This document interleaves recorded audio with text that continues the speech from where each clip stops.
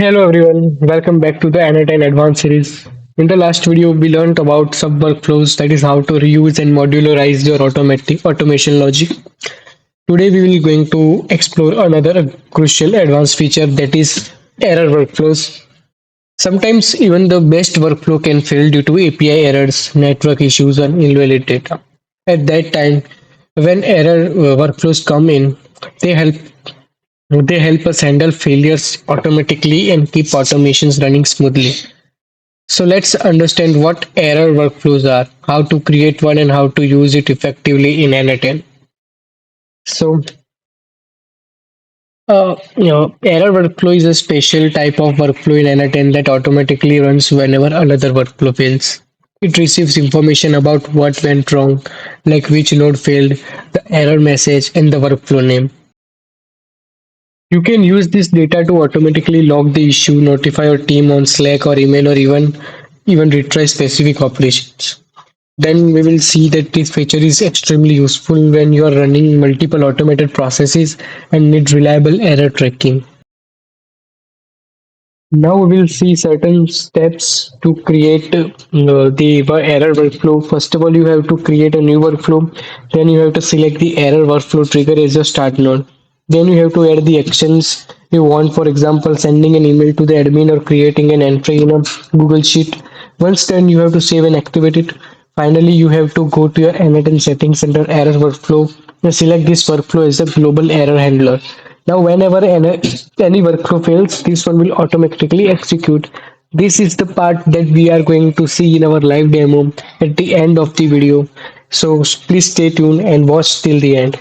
So then we are going to discuss about what are accessing, how to access error details.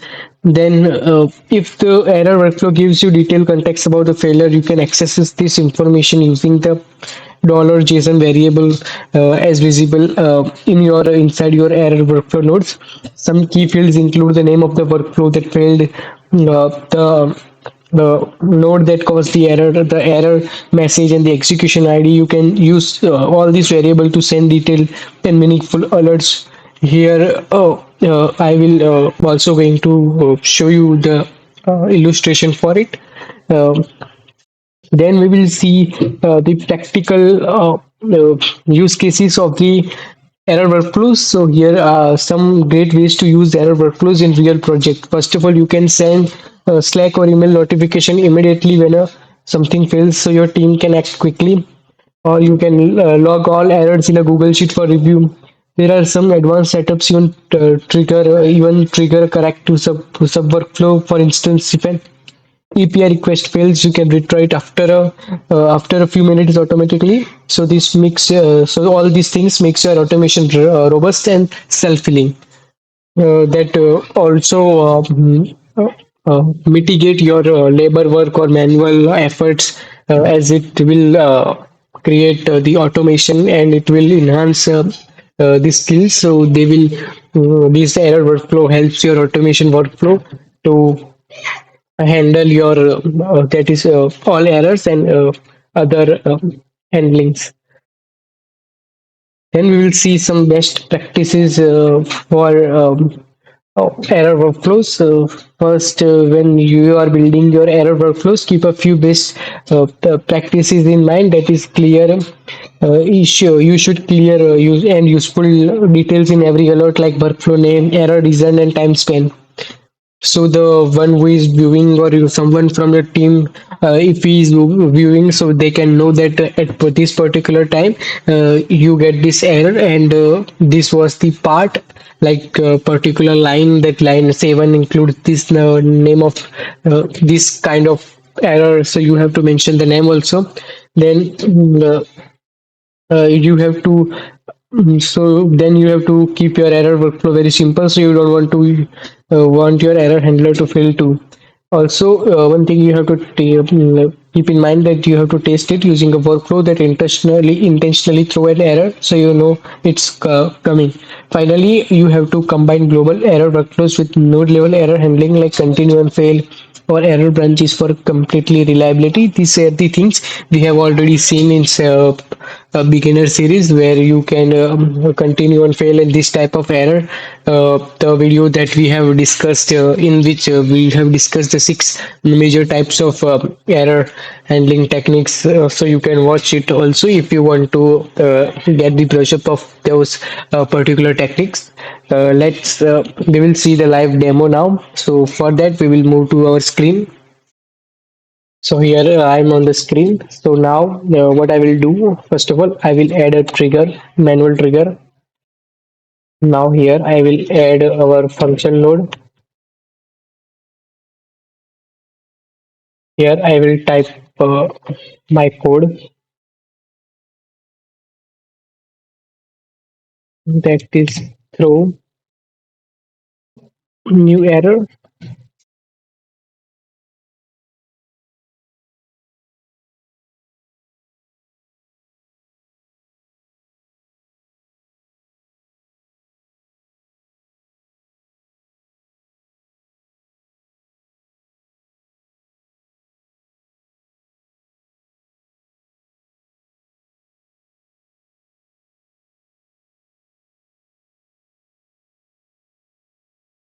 Okay, now we'll execute, and this is the thing we will going to see.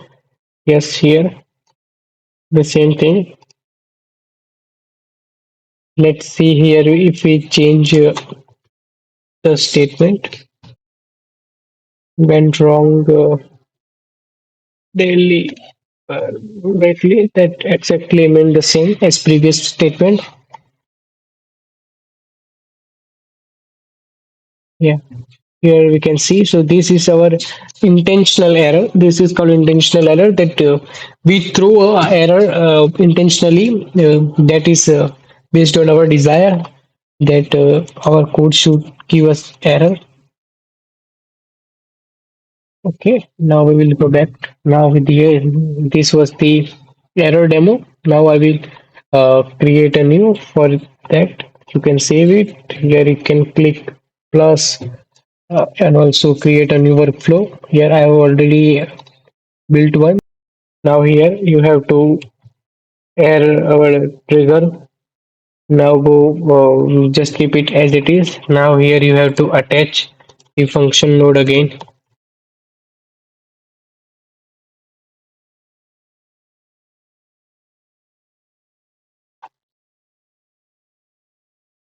Now here we will add our JSON code. Now we'll execute it. So here it runs successfully. That is exactly what we wanted.